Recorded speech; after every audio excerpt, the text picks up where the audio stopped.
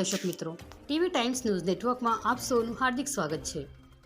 Mandvi education society auditorium hall ખાતે VK nursing college દ્વારા lamp light and oath breaking ceremony કાર્યક્રમ યોજાયો। આ કાર્યક્રમ સાંસદ પ્રભુભાઈ વસાવાની અધ્યક્ષતામાં યોજવામાં આવ્યો હતો, જેમાં સાંસદ પ્રભુભાઈ વસાવા તેમજ ઉપસ્થિત મહાનુભાવો દ્વારા દીપ પ્રાગટ્ય કરવામાં આવ્યું હતું। આ પ્રસંગે A Kadiwala vice president Gujarat nursing council દ્વારા નર્સિંગ કોલેજનો વિસ્તૃત ચિત્ર રજૂ કર્યો હતો, જેમાં ગુજરાતમાં હાલ 178 નર્સિંગ કોલેજો કાર્યરત છે, તેમજ આ આપણા દેશનું નામ રોશન કરવા ટ્રાઇબલ વિસ્તારની 300 દીકરીઓ PhD કરી રહી છે। તેમજ કોરોના આવ્યા પછી નર્સિંગની ખૂબ જ ડિમાન્ડ વધી છે અને માંડવી ખાતે વીકે નર્સિંગ કોલેજ શરૂ કરવા બદલ સાંસદ શ્રી પ્રભુભાઈ વસાવાનો સિંહ ફાળો રહ્યો છે, જે બદલ એમનો આભાર વ્યક્ત કર્યો હતો।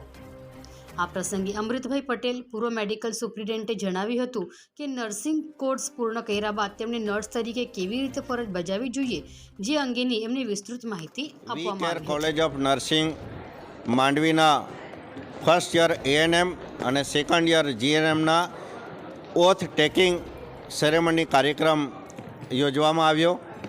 અહીંયા આ કોલેજમાં 100% આ વિદ્યાર્થીઓ ભાઈઓ અને બહેનો ગ્રામીણ વિસ્તારમાંથી અને આદિવાસી સમાજમાંથી આવે છે।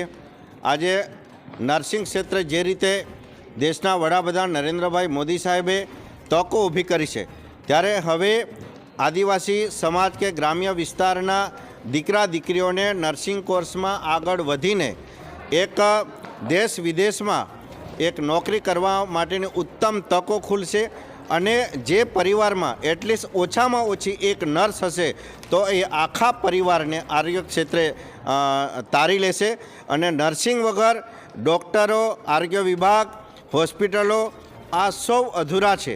ત્યારે નર્સિંગ એ આરોગ્ય ક્ષેત્રે પહેલું પગથિયું જેમની જરૂર પડે છે એ નર્સિંગ કોર્સ છે અને 100% રોજગાર આપતો કોર્સ એકમાત્ર નર્સિંગ કોર્સ છે। અને આ નર્સિંગ કોર્સમાં જે આજે નર્સિંગ સ્ટુડન્ટ તરીકે જે વિદ્યાર્થીઓ હતા એ આજે ઓથ લીધા બાદ એ આજે નર્સિંગ ટ્રેનર તરીકે કહેવાશે અને મેડિકલ ક્ષેત્રમાં એકમાત્ર એવો નર્સિંગ કોર્સ છે જેનો હોસ્પિટલમાં જતાં પહેલાં એમને ઓથ લેવાનો અવસર મળે છે અને આ દીકરા દીકરીઓને આજે ખૂબ ખૂબ શુભકામના અને એમના ઉજ્જવળ ભવિષ્ય માટે હું શુભેચ્છા પાઠવું છું। ભારત માતા કી જય। આ સાથે જ જોતા રહો ટીવી ટાઈમ્સ ન્યૂઝ નેટવર્ક। ધન્યવાદ।